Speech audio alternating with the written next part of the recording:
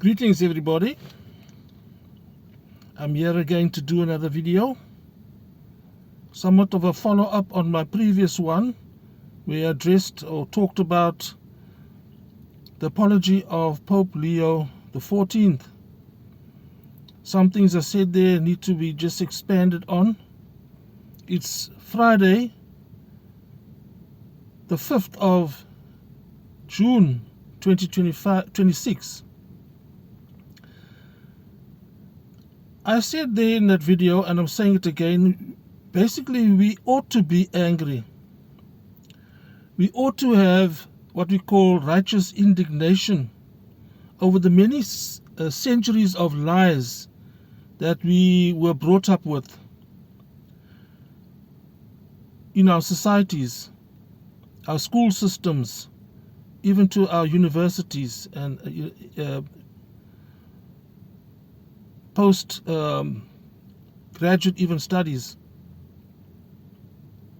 Righteous indignation for the lies. One of the biggest lies that I've pointed out in previous videos, as well as other people have been revealing this truth, the lie that Jesus Christ was a Caucasian from Europe, a European. And all the images, the paintings of the past have been sort of whitewashed to create the impression that he was of a particular race. And we explained also the reasons why the Europeans, especially since the Renaissance, have put everything from the past in their own image. So even the biblical characters were changed from their real image to appear like Caucasians from Europe. So, as I said, we ought to be angry at the lies. You know, it all stemmed from the time when Constantine the Great of Rome, the emperor, decided to convert to Christianity, but in the process a lot of pagan customs came into the church way back then. And the Roman Catholic Church was established, but in AD 325 at the Council of Nicaea, a lot of decisions were made pertaining to the Christian faith. And one of the things that was also established way back then was the change of the Sabbath to Sunday, for instance. And of course, I don't want to go into it now, but there's a lot of pagan customs that have emanated from that time and still practiced in the church as a whole. Now, we do know from our schooling, we've learned that there was a rebellion to the Roman Catholic Church in the form of the Reformation. That priest, the German priest, Martin Luther, way back in the 1500s, rebelled with his 95 Theses on the church door in Wittenberg, where he wasn't in agreement with the practice of collecting monies for the church and linking it to the forgiveness of sins. And that's a long story in itself, but I just want to point out that there's a long background to all of this, but we ought to be angry. So I mentioned now about Jesus Christ's image. President Putin of Russia has opened up vaults in which there are old or ancient paintings that depict Mother Mary, Jesus, and many of the apostles as not Caucasian Europeans, but people of melanated skin. So, unfortunately, this is one of the lies, or several of the lies that we have encountered over the centuries. But luckily now, or we're blessed to have the truth coming out gradually about several of those things. And then, so In my previous video, I mentioned that it was actually the Pope. I think the Pope was, I tend to forget his name now, but I mentioned it in that video, that he was the one that signed the papal bull in 1452, which legitimized, which gave permission for the European nations to go and subjugate and to confirm slavery as permissible. And hence the reason from that time on, starting with the Portuguese in 1444, the other nations started taking part in this slave trade across the Atlantic, what they called the Atlantic slave trade to the Americas and the Caribbean. And then it was then the Spanish, then the English, the Dutch, the Belgian, even the Danes. Italy was basically of the last that did not really succeed in getting much slavery set off. And much into those centuries, slavery became a common practice internationally, but especially in the Americas. I refer to North America and South America, and of course the Caribbean, where we got all those other islands that we today refer to as the West Indies, Barbados, places like Cuba, and so forth. So I'm not going to list all those Caribbean islands. But safe to say that it was a terrible blot on human history, as Pope Leo the 14th said now in his apology the other day, that it's a stain on the church, the memory of the church, which is a laudable and acceptable point to make. But in my previous video, I indicated that the apology is not enough. We now need to look at restoration and reparations, because if you do wrong, you must put right. You can't just steal somebody's car, for instance, and there's several other examples we'd give, and say, I'm sorry, but you hold on to the car that you've stolen. So restoration and reparation needs to take place. It's a huge debate taking place in the West, in for instance, the United States of America, amongst the population there.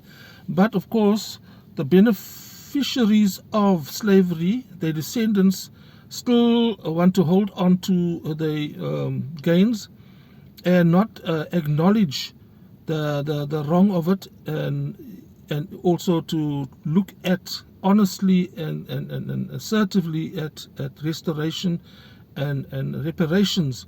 In fact, they're doubling down, many of them, with excuses that they were not there, they were not responsible for it, but they forget that they gained from the proceeds of slavery through the centuries, and still practice some of the discriminatory things that stem from that time. And I even mentioned police brutality, police wrongful arrests, police racial profiling. So it's rife in that society, and the worst of it is that a huge portion of that population there do not want to even acknowledge. And in fact, there's an attempt, as I mentioned in another previous video, by the United States President and the Republicans to change history, to take things out of the history, so that the white child in the schools may feel American pride, as they put it, but in the process to blot out the history of the African American slaves and what they've done to those people. And then what you get mentioned is that it continued in this discrimination, because even post the slavery, there was the Jim Crow laws, redlining, sharecropping, and the massacre of various black progressive settlements in the Americas. So that's another long story in itself. There's sundown towns that for very long, even into recent times, have been practiced despite the constitution of that country and the freedoms that the people claim they have. And then, the emancipation laws came in the 1800s, but then it was the rush to colonize Africa, for instance. The colonization of Africa. There was a conference that took place in Berlin in 1882, I think it was, where the European nations came together and decided who they're going to do this thing orderly. So they decided who's going to get which territory in Africa, and Africa was then divided amongst the European nations, and hence the reason why even to this day Africa is a whole lot of different states. So despite the fact that there was decolonization, where they gave independence to those states that they created, they still continued what we call neo-colonialism. So in other words, they're not particularly presidents and governments there, but they managed to gain so much power and influence that they could actually gain the upper hand in terms of the materials, the raw materials of those African countries. So there's a lot of injustice, and people who know me will several times see on my status, I always say love justice, because God is justice. God is justice and God is righteous. Now, people will say that what has that got to do with the argument? Yes, it's got a lot to do with the argument, because we are human beings that were created by a supreme God. You can't escape that. If you don't want to accept that, then you're disadvantaging yourself in a major way. We were created, and the Genesis, the first book of the Bible, gives this story of how God created man in terms of Adam and Eve. It says there in Genesis, let us create man in our image and likeness. So man, humankind, was created with aspects or similarities or traits that God exudes.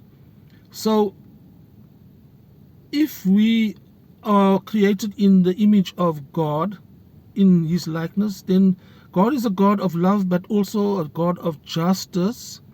Then we ought to be also striving to gain those things, because it was planted in us in any case.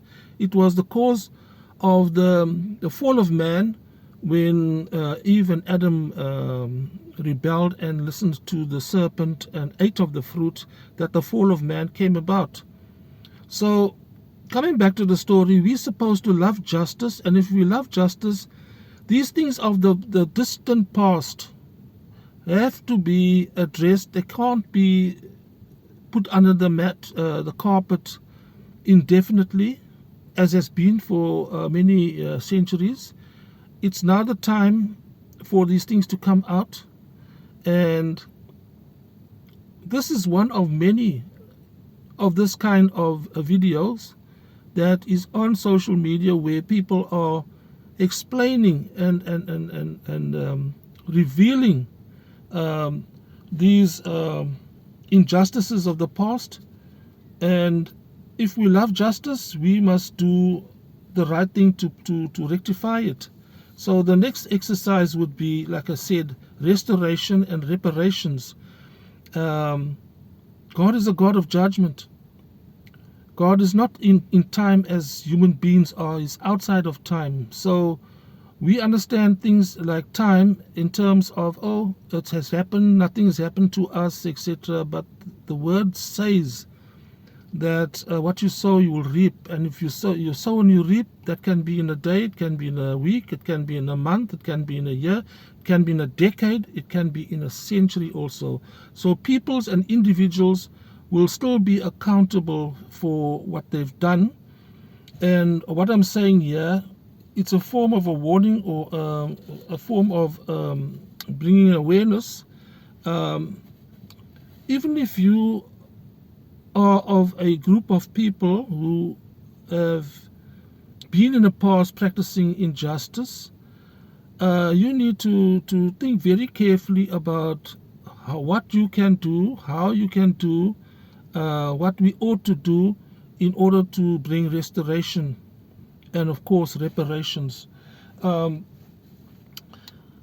think I've shared what I wanted to share with you today, but just one last point is there's a film being made.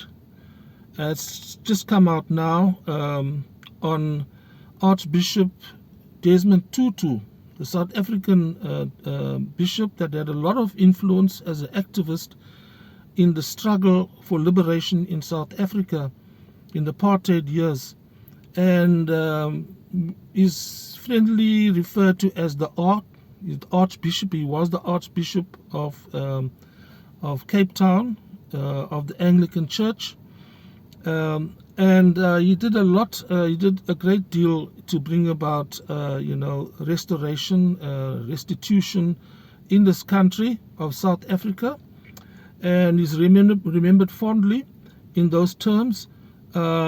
This film is a documentary on his life, but the key point to come out there is that he loved justice, and he actively spoke about justice and exposed unrighteousness, injustice, and so on. And this documentary, I think, will go a long way locally and perhaps even internationally to bring this message of what I'm saying to you today, that the past is still with us. It's still present, as I've given an example of the African states in Africa that didn't just pop out of nowhere. Somebody created it and then left and then carried on with the practice, but in a quasi form. So even till recently, lots of countries in Africa are still suffering from European dominance, American dominance, and the minerals, the important minerals, are being stripped from Africa at very cheaply, and not to the benefit of the African peoples. So there's an example of injustice, and as I said, if we love justice, if we love God, we will love justice. So I can't see how people can be satisfied with this form of wickedness, where poverty is almost promoted unfairly in many territories in Africa. So I want to leave you with that and wish you a great weekend forward, and stay safe, but also reflect on what I've said.